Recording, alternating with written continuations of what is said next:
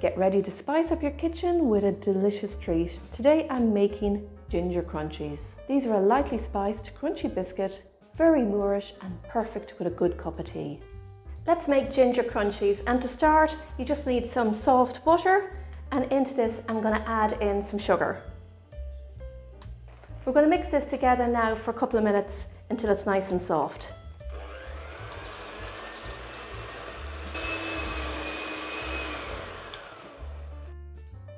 Alright, that's perfect, and that's the kind of consistency we want. Nice and soft. Now into this I'm going to add in some plain flour, baking powder and ground ginger. And that's all the ingredients we need.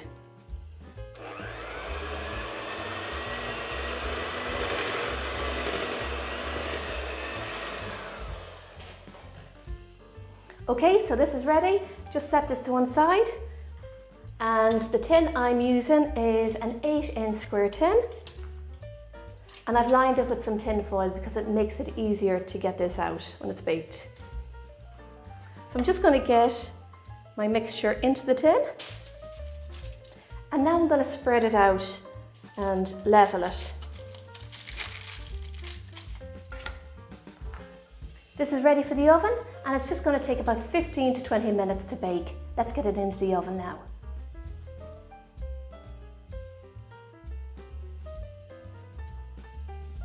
Okay, so 10 minutes before you're due to take the ginger crunchies out of the oven, I make a nice topping for it. And it consists of some butter, icing sugar or powdered sugar, a little ginger, and golden syrup. We're going to melt this together on a gentle heat, and when I take the ginger crunchies out of the oven, I'm going to pour it over. This is ready now, so let's get it over our ginger crunchies. The ginger crunch is fully baked now, and it's a lovely golden colour. So what I'm going to do now is I'm going to pour my topping over it. Just get it all in there. And spread it right out to the edges. It's important to do this when it's warm. Just spread it over like that. The topping is a little bit sticky, so it can be a little bit tricky just to get it perfect, but it looks fantastic. Give that about an hour now to cool completely, and then we'll cut it into squares. Alright everyone, I've removed the tin foil and we're ready to cut these up now. As you can see, I've actually drawn some lines with a ruler and a sharp knife, just so I know where to cut. If you want perfect squares, you can do that. If you don't and you're not bothered about the different sizes, just cut them however you like. So what I'm going to do now is I'm just going to get my sharp knife and I'm going to score each of these lines, just like that. Makes them easier to cut without them breaking. So to score, you're just going down a tiny little bit from the top, maybe to about the centre.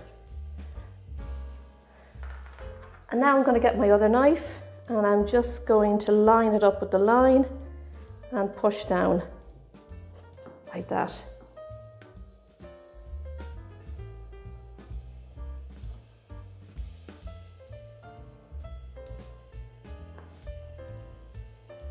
And now this side.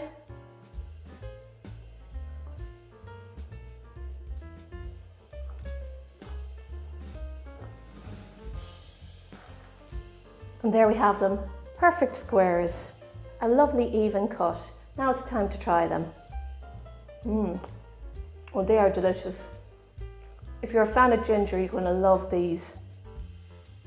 The glaze on the top isn't too sweet, it's just beautiful with them.